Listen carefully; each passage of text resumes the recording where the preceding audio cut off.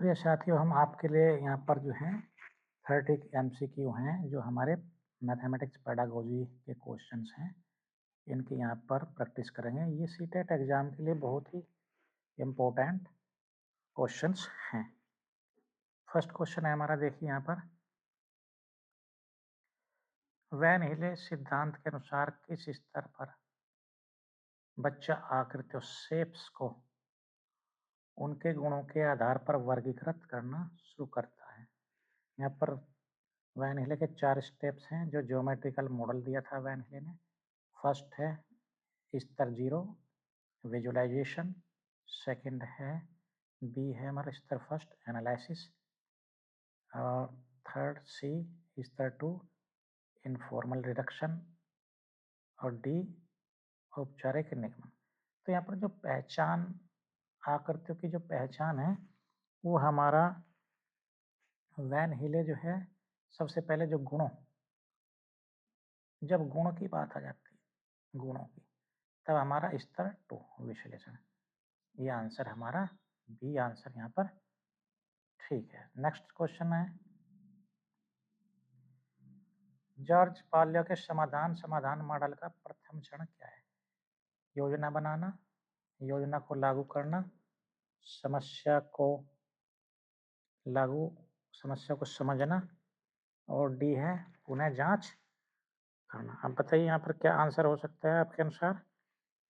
सबसे पहले है योजना, शुरू में एकदम से योजना नहीं बना सकते, योजना को लागू, सी समस्या को समझना।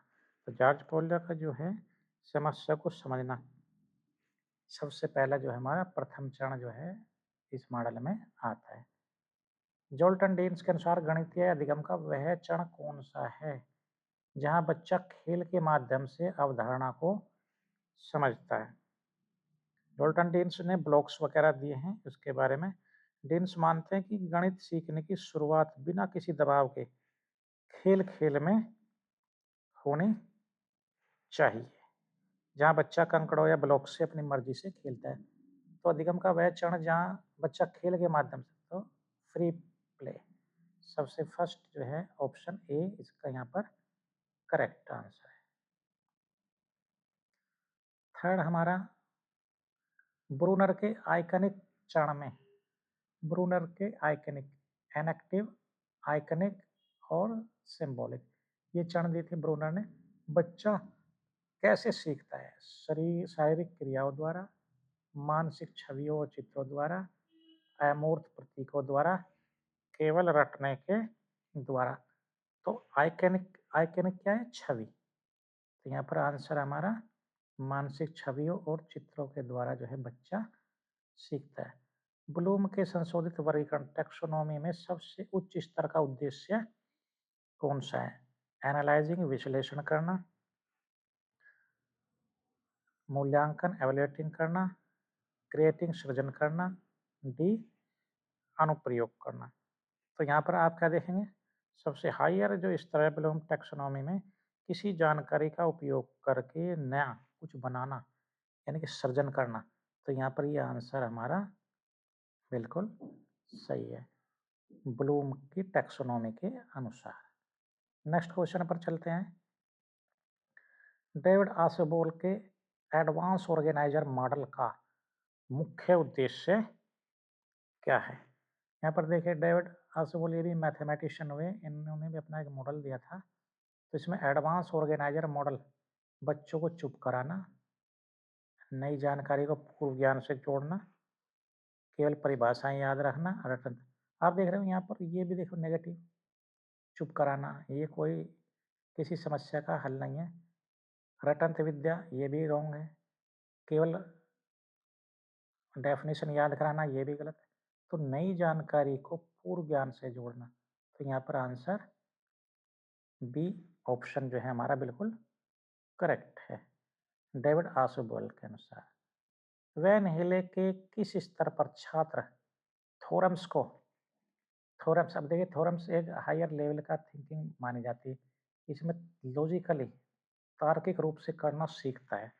तो यहाँ पर आप देखते हैं ये विश्लेषण द्वारा, अनौपचारिक, औपचारिक दृष्टिकोण, ये सबसे लो स्तर का है। तो यहाँ पर सी, ऑप्शन सी हमारा जो है फॉर्मल डिडक्शन, इसके द्वारा वो प्रूफ वगैरह इसको करना सीख लेता है। तो आंसर यहाँ पर हमारा सी करेक्ट है। नेक्स्ट क्वेश्चन फिर हमारा जॉर्ज पोलियो के अनुसार आया है। पोलियो के अनुसार पीछे मुड़कर देखना, लुकिंग बैक चरण का क्या महत्व है? उत्तर की सटीकता की जांच करना, वैकल्पिक तरीकों पर विचार करना, सीखने को सुदृढ़ बनाना, उपरोक्त सभी। तो आप देख रहे हैं ये सभी के सभी ऑप्शन जो हैं बिल्कुल सही। लुकिंग बैकवर्ड, ये बहुत ही महत्वपूर्ण चरण है पोलियो के अनुसार। यहाँ पर आंसर इसका डी करेक्ट है। नेक्स्ट हमारा एक क्वेश्चन आया हमारा, ब्रूनर का स्पाइरल करिकुलम संकेत देता है। स्पाइरल करिकुलम ये ब्रूनर ने की भी कंसेप्ट है। गणित का एक ही बार में पूरा पढ़ा देना, अवधारणाओं को बार बार बढ़ती जटिलता के साथ दोहराया जाना। गणित बहुत कठिन विषय है, केवल उच्च कक्षाओं में कठिन विषय पढ़ाने चाहिए। तो यहाँ पर ब्रूनर कहते हैं स्पाइरल करिकुलम क्या कहते हैं, सरल से कठिन की ओर। जैसे हम एरिया है, एरिया को उसको बार बार पढ़ाएं, लेकिन उसकी जो डिफिकल्टी लेवल है, कम्प्लेक्सिटी, उसको बढ़ाया जाना चाहिए। तो यहाँ पर ऑप्शन हमारा बी बिल्कुल राइट है। क्वेश्चन नंबर 10 है, जोल्टन डीन्स के गणितीय परिवर्तनशीलता सिद्धांत मैथमेटिकल वेरिएबल प्रिंसिपल का क्या अर्थ है? यहाँ पर 10 हमारा क्वेश्चन है, इसका अर्थ है एक ही कंसेप्ट को, ये क्या होता है वेरिएबिलिटी, एक ही कंसेप्ट को विभिन्न भौतिक रूपों में प्रस्तुत करना। गणित के शिक्षक को बदलते रहना, केवल एक ही उदाहरण देना गणित को बिना उदाहरण के। तो आंसर ए करेक्ट है। एक ही अवधारणा को विभिन्न भौतिक रूपों में प्रस्तुत करना, ये जोल्टन डीन्स का जो है गणितीय परिवर्तनशीलता सिद्धांत का अर्थ है। नेक्स्ट है हमारा 11 है क्वेश्चन, ब्लूम के अनुसार योगफल ज्ञात करना किस उद्देश्य के अंतर्गत आता है? 11 ज्ञान, बोध, अनुप्रयोग और विश्लेषण। तो योगफल ज्ञात करना क्या है, ये क्या है एप्लीकेशन, उद्देश्य है इसका। किस उद्देश्य के अंतर्गत है? एप्लीकेशन, यानी सी अनुप्रयोग। 12 रिसेप्शन लर्निंग, अभिग्रहण अधिगम प्रभावी होता है, कब होता है? सामग्री अर्थपूर्ण ढंग से प्रस्तुत की जाए, सामग्री को बिना समझे रटा जाए, छात्र शिक्षक से डरता हो, कोई गृह कार्य न दे जाए। तो आंसर ए, ऑप्शन ए, 12 का ऑप्शन ए है, सामग्री अर्थपूर्ण ढंग से प्रस्तुत की जाए। वैन हेले का सिद्धांत मुख्य रूप से किसके विकास के चरणों को दर्शाता है? संख्यात्मक ज्ञान, ज्यामितीय चिंतन, सांख्यिकीय गणना, बीजगणित तर्क। ये आप बहुत ही वेल नोन फैक्ट है कि वैन हिले का जो है वो ज्योमेट्रिकल मॉडल है। तो आंसर हमारा बी, ज्यामितीय चिंतन। नेक्स्ट हमारा है, ब्रूनर के एनएक्टिव चरण का उदाहरण क्या है? ब्रूनर का एनएक्टिव क्या होता है? 0 से 1 स्टेजेस का शुरुआत का ये चरण हमारा एनएक्टिव। दूसरा आइकॉनिक होता है, तीसरा होता है सिंबॉलिक। अब यहाँ पे देखिए, जोड़ सीखने के लिए कंकड़ों का प्रयोग करना, जोड़ का चित्र देखना। अब देखिए चित्र वाला ये इसमें नहीं आएगा, चिन्ह का प्रयोग करना ये भी इसमें नहीं आएगा, मन में जोड़ना नहीं आएगा। तो सबसे यही आंसर इसका यहाँ पर सही है, एनएक्टिव प्रथम ही चरण। नेक्स्ट आया हमारा 15, पाल्य के समस्या समाधान में योजना बनाने के लिए शिक्षक को क्या करना चाहिए? छात्र को सीधे उत्तर बता देना, छात्र को संबंधित पुरानी समस्या को याद करने के लिए प्रेरित करना चाहिए, छात्र को डराना चाहिए, प्रश्न को छोड़ देना चाहिए। अब यहाँ पर देखिए आंसर, यहाँ पर आंसर बी, छात्र को संबंधित पुरानी समस्या को याद करने के लिए प्रेरित करना चाहिए। नेक्स्ट, जोल्टन डीन्स के अनुसार प्रतीकात्मक क्षण सिंबॉलिक स्टेज में बच्चा क्या करता है? सिंबॉलिक स्टेज में चित्रों का उपयोग करता है, गणितीय भाषा और प्रतीकों का प्रयोग करता है, केवल खेलता है और वस्तुओं को गिनता है। तो यहाँ पर आप देख रहे हैं ये कैसा क्षण हमारा प्रतीकात्मक क्षण है। तो इसका आंसर क्या होगा हमारा जोल्टन डीन्स के अनुसार बी, भाषा और प्रतीकों का प्रयोग करता है। अब ब्लूम के बोध स्तर का उदाहरण क्या है? सूत्रों को याद करना, एक ग्राफ की व्याख्या करना, नया सिद्धांत बनाना, गणना में त्रुटि करना। तो 17 में क्या हमारा बोध स्तर क्या है? ग्राफ की व्याख्या करना। नेक्स्ट क्वेश्चन पे चलते हैं हम। 18 वेन हिले के स्तर पर बच्चा 0 विजुअलाइजेशन लेवल है, वर्क को आयत से अलग सिद्ध कर सकता है, रोम वर्क को उसकी आकृति के आधार पर बिस्कुट या रुमाल जैसा कह सकता है, क्षेत्रफल निकाल सकता है, रोम वर्क की परिभाषा। ये आंसर बी हमारे यहाँ पर बिल्कुल सही होगा, क्योंकि बच्चा जो है गोल आकृति को रोटी और चौकोर को बिस्कुट कहता है। ये क्या है? दिखावट पर निर्भर है, अपीयरेंस पर ये जो है निर्भर होता है। 19 है हमारा ब्रूनर के अनुसार सीखने का सही क्रम देखें। ये ब्रूनर का बहुत ही अच्छा है। A enactive, iconic, symbolic. Symbolic, iconic, enactive. Iconic तो सबसे पहले क्या आता है ब्रूनर के इसमें? इनएक्टिव आता है। तो यहाँ पर आंसर हमारा ए बिल्कुल सही होगा। नेक्स्ट क्वेश्चन पे चलते हैं। गणितीय खेल और पहेलियां डीन्स के किस क्षण का हिस्सा है? ये रटना, परीक्षा, औपचारिक शिक्षण, मुक्त, फ्री प्ले। तो यहाँ पर आंसर हमारा ए, मुक्त खेल, फ्री प्ले जो है इसका ये हिस्सा होता है। नेक्स्ट क्वेश्चन हमारा 21 पाल्या का मॉडल समस्या समाधान के अलावा और क्या विकसित करता है?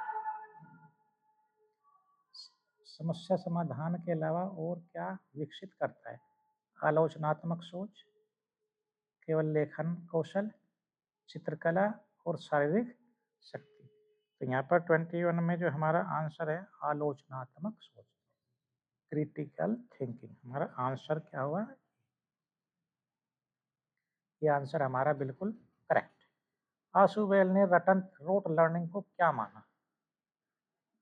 रोट लर्निंग को आशु बेल जो मैथमेटिशियन है उन्होंने क्या सबसे अच्छा तरीका, कम प्रभावी और अस्थायी, गणित के लिए अनिवार्य और वैज्ञानिक तरीका। तो यहाँ पर बी, ये कम प्रभावी और अस्थायी है, क्योंकि रटा हुआ जो ज्ञान है दिमाग में स्थायी जगह नहीं बना पाता और उसको जल्दी भूल जाता है।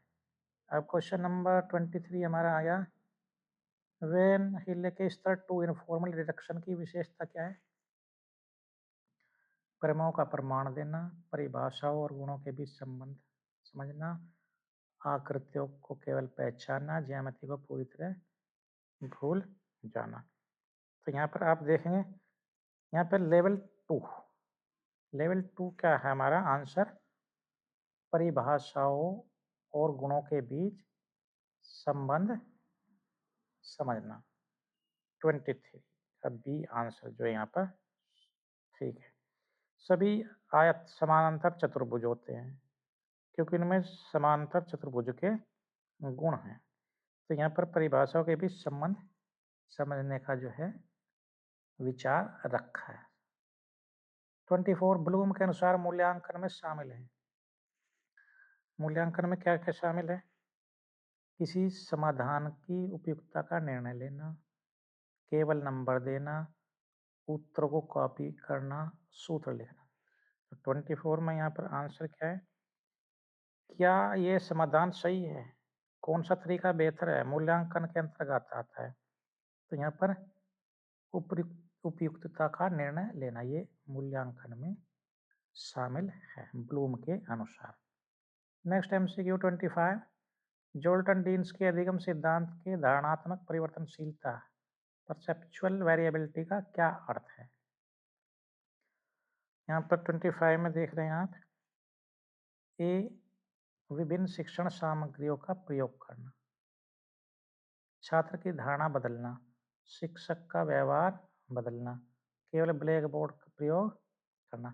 तो यहाँ पर जॉर्डन डीन्स ने मैनिपुलेटिव्स का भी यहाँ पर काफ़ी प्रयोग किया है। तो यहाँ पर आंसर ए, विभिन्न शिक्षण सामग्री को प्रयोग करना, ये आंसर हमारा ए यहाँ पर करेक्ट है। एक ही कंसेप्ट को अलग अलग टीचिंग एड्स जैसे अबेकस है, ब्लॉक है, पेपर फोल्डिंग से पढ़ाना, ताकि बच्चा केवल एक ही चीज़ से ना बन जाए। तो मैनिपुलेटिव, एक चीज़ को जो है मैनिपुलेटिव तरीके से उसको पढ़ाना चाहिए।